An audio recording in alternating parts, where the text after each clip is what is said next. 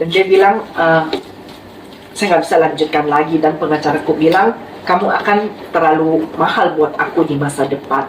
Aku pikir tega banget ini orang sudah cacat lumpuh total, malah ditinggalkan.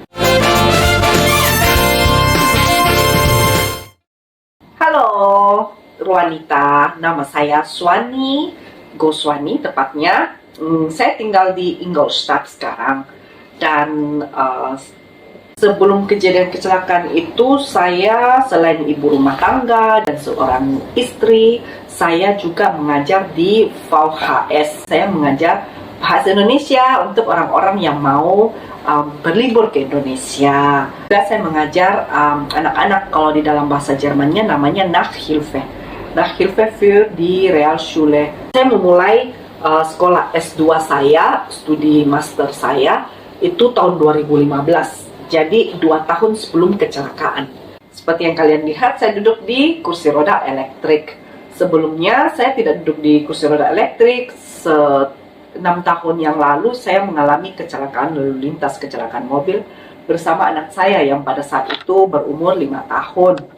Kemudian kami mau pergi ke sebuah karnival. Ya, terjadi kecelakaan 18 km sebelum kami tiba di tempat itu.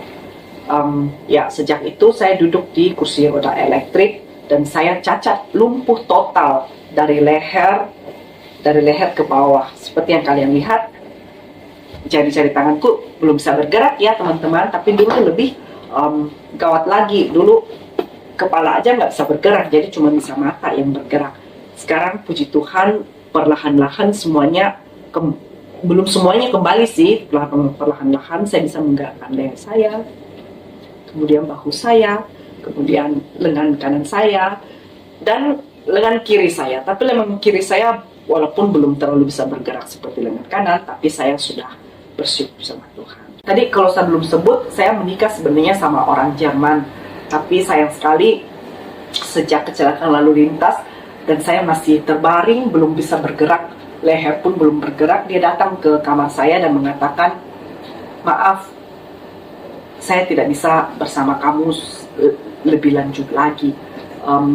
Beberapa hari berikutnya kamu akan mendapat formulir gitu, saya formulir cerai. Dan dia bilang, saya nggak bisa lanjutkan lagi, dan pengacaraku bilang, kamu akan terlalu mahal buat aku di masa depan.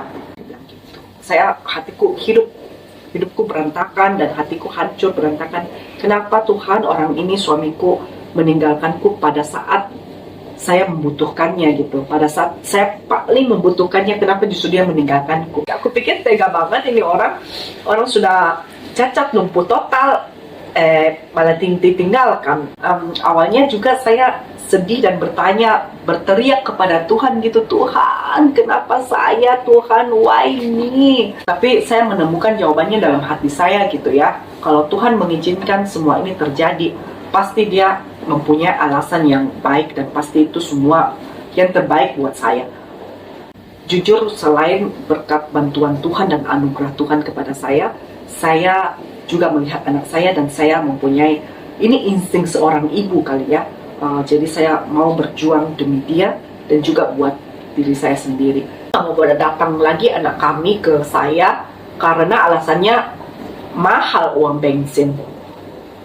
Jadi akhirnya pemerintah Jerman, untung puji Tuhan baik sekali ya. Jadi mereka mengurus seseorang gitu dari sosial pedagogik gitu, untuk dengan uang bensinnya lah, dengan mobilnya lah, jemput anakku untuk mengunjungi saya. Nah, ketika anakku mengunjungi saya, dia cuma melihat saya dari atas sampai bawah. Ya mama, ini siapa ya? Dia nggak mengenal saya gitu. Oh, itu membuat hatiku hancur ya. Aku bilang, anakku, aku adalah ibumu gitu lah. Mama, kapan mama pulang lagi? Ingat waktu itu anakku umur 5 tahun ya. Kalau memang lagi ada anak, namanya saja single mama ya. Mama artinya ada anak. Ya udah, lihat anak aja. Anak adalah motivasi kita. Kita bisa mengurus anak kita sendiri. Kita harus berusaha dulu mengurus diri kita sendiri. Jadi save yourself first before you serve the others. Wali kota dan pastor Katolik di Ingolstadt bekerja sama mencarikan saya rumah ini. Wow, dahsyat ya, bantuan Tuhan. Saya boleh tinggal di rumah sendiri gitu, dan dirawat oleh asisten saya 24 jam gitu. Dengan pemerintah Jerman ya, suster 24 jam yang merawat saya, itu 12.000 euro per bulan, dan sekarang sudah naik menjadi 13.000 euro per bulan. Itu yang pertama.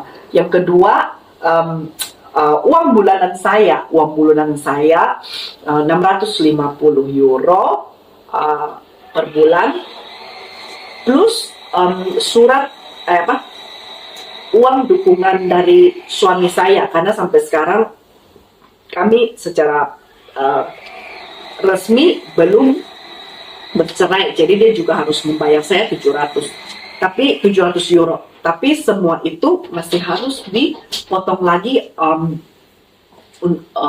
oleh biaya sewa rumah. Biaya sewa rumah pun cukup mahal ya.